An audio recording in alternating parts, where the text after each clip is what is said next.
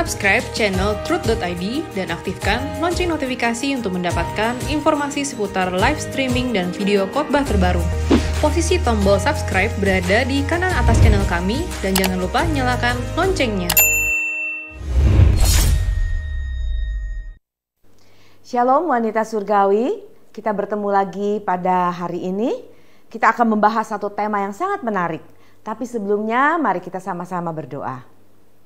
Bapa, kami mengucap syukur untuk kesempatan indah yang Kau sediakan bagi kami. Kami mengucap syukur untuk keberadaan kami masing-masing. Dan saat ini kami mau belajar tentang kebenaran firman-Mu. Kiranya ini bukan hanya menjadi konsumsi pikiran kami, tapi sungguh merubah dan memperbaharui pola pikir kami. Terima kasih Bapa untuk kesempatan ini. Kami sambut kebenaran firman-Mu dalam satu nama, yaitu Tuhan Yesus Kristus, junjungan hidup kami. Amin. Apa kabar ibu-ibu wanita surgawi?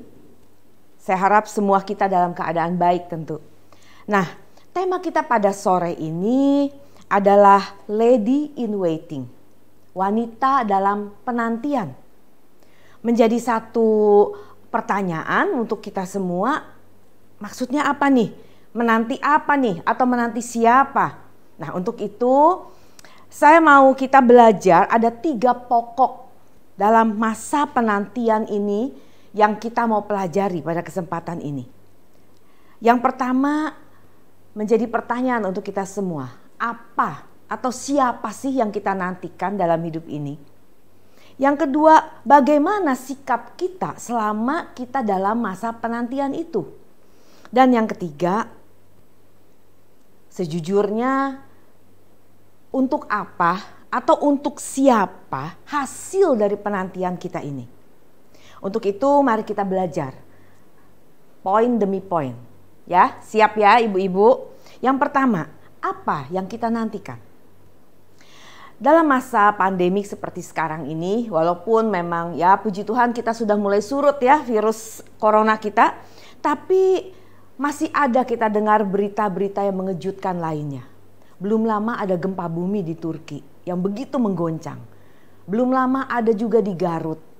Nah, ada kematian di kiri dan kanan kita. Belum lama saya dengar teman SMA saya juga meninggal. Ada teman komsel, teman kantor, mungkin saudara yang mengalami masalah, yang mengalami hal-hal yang mengejutkan. Ibu-ibu, kematian merupakan satu hal realitas yang tidak bisa kita hindari. Cepat atau lambat, siap atau tidak, semua kita akan mendapat giliran. Soal kematian, belum lagi soal ekonomi, belum lagi soal sakit penyakit, soal masalah keluarga, masalah anak. Apa sih yang kita mau harapkan dalam hidup ini? Apa yang kita nantikan? Ketika yang mulia Tuhan kita Yesus Kristus menangisi atau meratapi Yerusalem, Tuhan berkata dalam Lukas 19 ayat 42, kita baca Lukas 19 ayat 42 dikatakan seperti ini, "Wahai betapa baiknya jika pada hari ini juga engkau mengerti apa yang perlu untuk damai sejahteramu. Tetapi sekarang hal itu tersembunyi bagi matamu." Kenapa ya bisa tersembunyi? Ternyata karena fokus pikiran mereka memang hanya tertuju kepada hal-hal perkara-perkara dunia yang fana. Sehingga ketika Yesus datang membawa Injil, terjadi benturan, terjadi konflik. Mereka juga tidak mau nurut. Akibatnya apa? Ayat 43 dan 44, "Sebab akan datang harinya bahwa musuhmu akan mengelilingi engkau dengan kubu, lalu mengepung engkau dan menghimpit engkau dari segala jurusan. Dan mereka akan membinasakan engkau beserta dengan pendudukmu, dan pada tembokmu mereka tidak akan membiarkan satu batu pun tinggal terletak di atas batu yang lain. Karena engkau tidak mengetahui saat bila mana Allah melawat engkau." Nah ibu-ibu, sebagaimana Tuhan Yesus meratapi penduduk Yerusalem, Kiranya kita tidak lagi membuat Tuhan Yesus meratap karena melihat kita yang fokusnya tertuju kepada hal-hal fana. Sekali lagi, bukan tidak boleh kita menginginkan keluarga bahagia, anak-anak sukses, karir kita juga sukses. Tapi yang menjadi pertanyaan, untuk apa? Untuk siapa? Tujuannya apa? Ayat yang tadi coba kita baca ulang nih. Wahai, betapa baiknya kalau engkau apa? Tahu apa yang mendatangkan sejahtera bagi kamu. Nah, maka sekarang menjadi pertanyaan untuk kita semua. Apa sih yang sedang kita ratapi? Apa sih yang sedang kita nantikan? Karena apa yang menjadi ratapan kita, apa yang menjadi harapan kita, yang sedang kita nantikan, target kita, itulah yang akan men-trigger, yang menggerakkan kehidupan kita. Apa yang kita nantikan itu bisa dalam jangka pendek dan juga bisa dalam jangka panjang. Dalam jangka pendek kita harus menemukan apa sih yang Tuhan mau bagi hidup kita pribadi lepas pribadi. Buat hidup kita dalam setiap harian kita. Dan itu harus kita temukan. Karena kalau kita tidak tahu ke arah mana kita harus melangkah, kita bisa salah jalan, salah jalur, bahkan kita bisa jadi tersesat. Mestinya ke Bogor, lewat tol Jagorawi, malah kita ke Cikarang. Beda arahnya. Nah, ibu-ibu, untuk itu saya mengajak kita semua, temukan Tuhan dalam keseharian hidup kita. Sehingga kita bisa mengerti apa yang Tuhan mau kita lakukan. Dalam setiap langkah hari demi hari, jam demi jam, menit demi menit, bahkan detik demi detik, setiap kehidupan kita, kita selalu ada dalam jalur yang benar, yang Tuhan mau.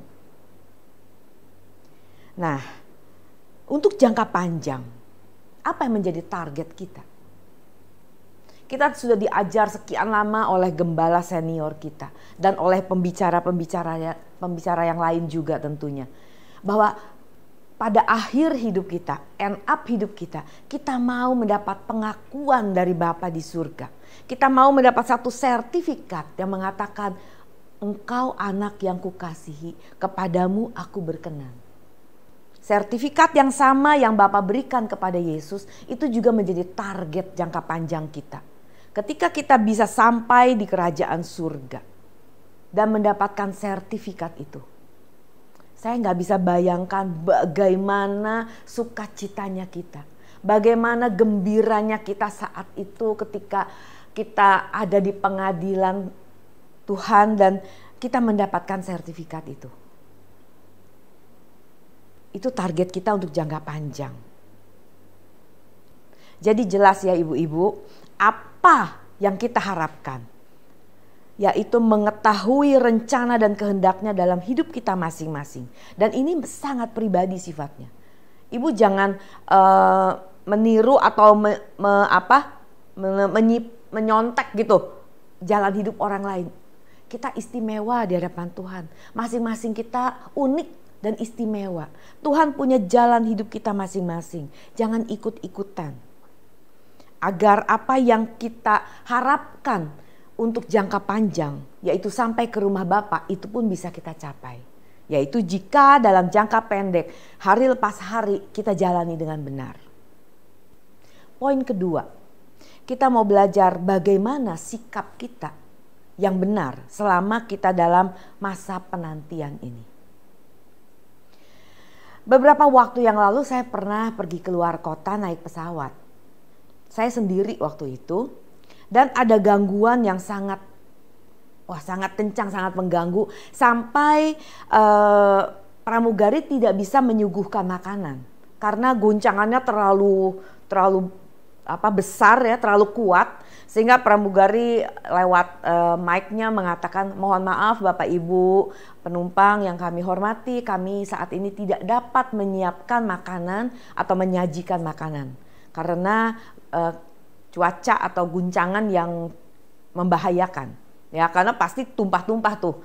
Jadi sampai mendarat itu kami tidak dapat apa-apa. Nah, itu hal-hal yang tentu kita nggak harapkan. Dan itu cukup membuat saya, aduh nggak enak banget gitu.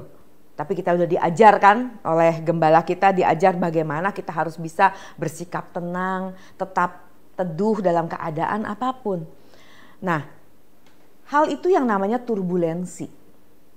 Dalam penerbangan kita mengenal namanya turbulensi, yaitu gangguan pesawat yang terjadi karena adanya aliran udara yang vertikal dan horizontal. Nah, saat mengalami keadaan seperti itu, pesawat bisa naik tiba-tiba atau bisa juga turun tiba-tiba, dan pesawat yang saya tumpangi dia bisa memutar secara tiba-tiba. Itu udah mulai ada jeritan tuh di sekitar saya. Nah, turbulensi bisa terjadi di ketinggian yang rendah. Nggak perlu yang tinggi sekali, di rendah pun bisa. Nah, pilot dapat menduga, dapat mengontrol atau dapat memperkirakan adanya turbulensi apabila sensor atau alat-alat di dalam pesawat itu memberikan satu sinyal. Ada lampu yang menyala atau ada yang berbunyi bip bip bip. Wah, di depan akan mengalami satu turbulensi. Maka biasanya pilot akan mengumumkan satu perintah, kembali ke tempat duduk. Ibu-ibu, bapak-bapak, semua penumpang yang ada di kamar kecil harap kembali ke tempat duduk. Ya kan? Tapi masalahnya ada juga turbulensi, keadaan yang tidak bisa diprediksi, yang datang tiba-tiba. Nah, ini yang sering menimbulkan orang menjadi celaka atau menjadi luka karena tidak siap, dalam keadaan tidak siap. Nah, ini yang disebut dengan awan cumulonimbus, ya. Nah, turbulensi yang seperti ini di mana tidak bisa dideteksi dinamakan turbulensi udara cerah. Udara bagus, udara kelihatan jernih, pandangan pilot juga bisa sampai jauh. Tetapi ternyata di balik sana ada satu gelombang udara yang menyebabkan pesawat terguncang. Sehingga dikatakan menurut sang ahli, turbulensi udara cerah lebih berbahaya daripada jenis lainnya.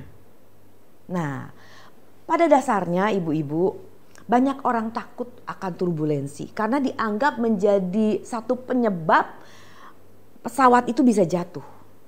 Padahal pesawat sudah dirancang sedemikian rupa agar mereka tahan menghadapi guncangan-guncangan turbulensi. Turbulensi bukan penyebab pesawat bisa jatuh.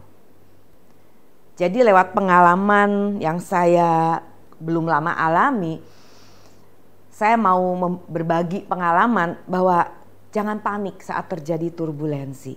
Karena pilot sudah tahu, pilot yang baik sudah tahu apa yang harus mereka lakukan. Nah, pilot akan seperti tadi saya katakan mengajak kita kembali ke tempat duduk, memasang sabuk pengaman, lalu satu lagi, tetap tenang. Tetap tenang. Turbulensi tidak berbahaya. Apalagi pilotnya sudah merupakan pilot yang ahli. Dia ngerti harus lakukan apa. Nah, apa hubungannya dengan kehidupan kita sehari-hari? Saya belajar lewat turbulensi yang saya alami. Hidup kita juga sering kali melewati turbulensi atau masalah demi masalah. Kalau masalahnya seperti tadi saya katakan bisa dideteksi, tentu kita sudah siap. Masalahnya atau bahayanya adalah ketika masalah itu datang tiba-tiba tanpa kita bisa prediksi. Tapi kita harus ingat, anak Tuhan yang benar tidak mungkin hidup tanpa masalah. Tuhan satu saat akan mengizinkan kita mengalami masalah, satu keadaan yang benar-benar sulit. Kita seperti ada di lembah kekelaman. Kita seperti ada di satu posisi yang terjepit, yang gelap, yang tidak ada bisa kita harapkan lagi. Kita bingung, kita putus asa, kita frustasi. Nah, ketika kita ada dalam keadaan seperti itu, ibu-ibu, satu hal penting yang harus kita perhatikan adalah Jangan tergoda buru-buru untuk mengambil sebuah keputusan. Perhatikan, dalam keadaan seperti itu, kita hendaknya tidak tergoda untuk buru-buru mengambil keputusan. Kenapa? Dalam kondisi kita sedang terjepit, kita sedang frustasi, biasanya keputusan yang kita ambil bukanlah keputusan yang terbaik. Dan kita cenderung untuk ceroboh. Pilot yang mengemudikan pesawat yang kemarin saya tumpangi, seorang pilot senior yang sudah penuh dengan pengalaman, dia bisa tenang dengan cerdas, dia bisa membawa penumpang dalam suasana yang walaupun mencekam tapi bisa menjadi tenang, karena dia menjamin harap tenang, kita bisa kendalikan semuanya. Ibu-ibu, kita punya pilot di atas segala pilot yang mengendalikan pesawat hidup kita. Dia Tuhan Yesus. Dia pernah jadi manusia seperti kita. Dia pernah mengalami sedih. Dia pernah kecewa. Dia pernah gemetar. Dia pernah ketakutan. Sama seperti keadaan kita hari ini atau yang sedang kita alami. Tapi dia sudah membuktikan dia bisa melewati semua itu tanpa berbuat salah. Tanpa mengecewakan hati Bapa. Dia pilot yang bisa kita andalkan. Kalau dia mengerti, kalau dia bisa melewatinya dengan sempurna, kita mari belajar dari pilot hidup kita ini. Kita serahkan, kita menurut apa yang mau atau yang Tuhan komandokan kepada kita. Jadi jangan heran kalau satu saat Tuhan izinkan ada turbulensi dalam hidup kita. Dan itu diizinkan oleh Allah sebab merupakan bagian dari proses untuk kita semakin dewasa. Semakin kita menghayati kehadiran Allah. Hidup yang tanpa masalah membuat kita akan semakin terpuruk. Membuat kita akan semakin terlena. Kita semakin santai, kita merasa wajar-wajar saja. Dan itu bahkan mengerikan. Maka saya mau belajar kita dewasa, yuk. Kita belajar untuk meminta kepada Tuhan. Tuhan beri saya masalah yang mendewasakan saya. Kita belajar untuk tidak lagi berkata, Tuhan angkat masalah ini. Kita sekarang mulai belajar berdoa, Tuhan biarkan masalah ini sampai saya lulus. Semua manusia umumnya ingin masalah cepat selesai. Tapi wanita surgawi, kita mau didewasakan lewat kejadian-kejadian yang Tuhan izinkan. Kita nggak tahu bagaimana untuk mengubah diri kita ini. Tapi pencipta kita, dia mengerti apa yang baik buat hidup kita. Oleh karena itu ketika hari ini kita ada dalam masalah. Dan kalau kemarin kita masih menggerutu dengan masalah atau keadaan ini. Tapi mulai saat ini kita justru mensyukuri. Karena lewat semua itu kita dibentuk semakin kuat, semakin sempurna, semakin cemerlang, semakin cantik di hadapan Tuhan. Amin. Ibu ngomongnya enak, susah Bu. Iya Bu, susah. Saya juga ngerti, saya juga ngalamin. Siapa sih yang mau dalam masalah?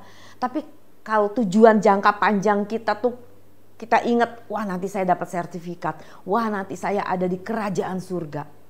Kita akan jadi lebih kuat loh. Kita akan jadi lebih tahan.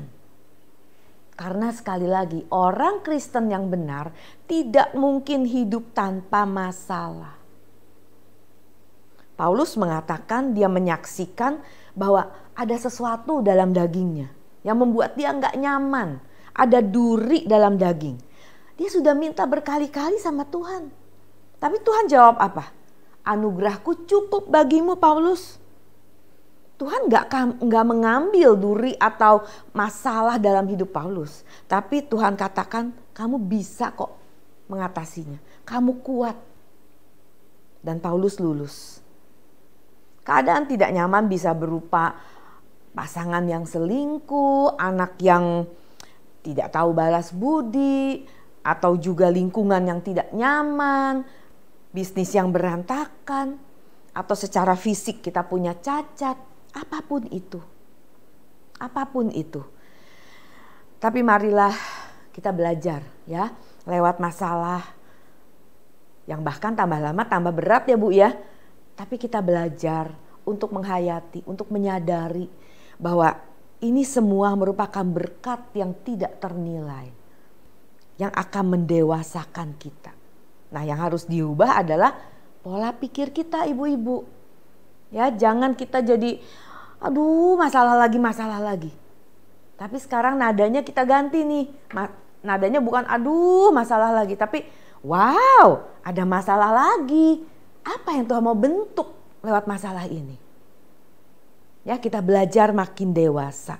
Tuhan yang benar, Dia pasti tidak membiarkan kita tenggelam dengan kebahagiaan yang justru akan menyeret kita kepada kebinasaan. Tuhan yang benar, Tuhan akan membahagiakan kita dengan dirinya. Supaya kita juga belajar membahagiakan Dia dengan hidup kita. Nah, hal kedua, kita harus berjaga-jaga. Tadi dikatakan turbulensi udara cerah lebih berbahaya daripada jenis lainnya. Kita nggak tahu ke depan ada apa. Kita sudah memasuki bulan kedua sekarang di tahun 2023. Masih ada 10 bulan lebih sampai kita menutup tahun ini. Akankah kita berhasil menutupnya dengan baik? Kita nggak tahu apa yang akan terjadi di bulan April, bulan Mei, bulan Agustus, Oktober. Kita nggak tahu. Tapi yang bisa kita lakukan adalah senantiasa dalam keadaan berjaga-jaga.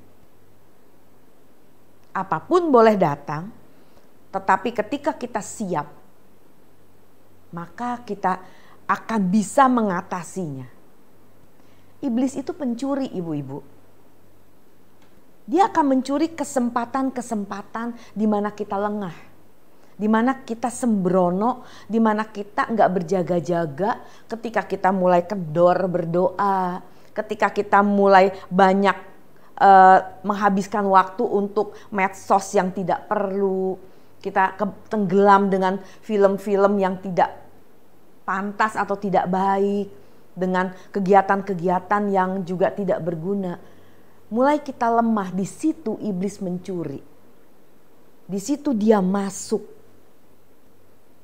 Iblis akan berikan kita kenyamanan-kenyamanan sehingga kita lupa cari Tuhan. Jangan lengah. Kita harus dalam keadaan setiap saat dalam keadaan berjaga-jaga. Kita dalam kondisi perang hari ini. Perang lawan kuasa gelap. Perang lawan diri kita sendiri.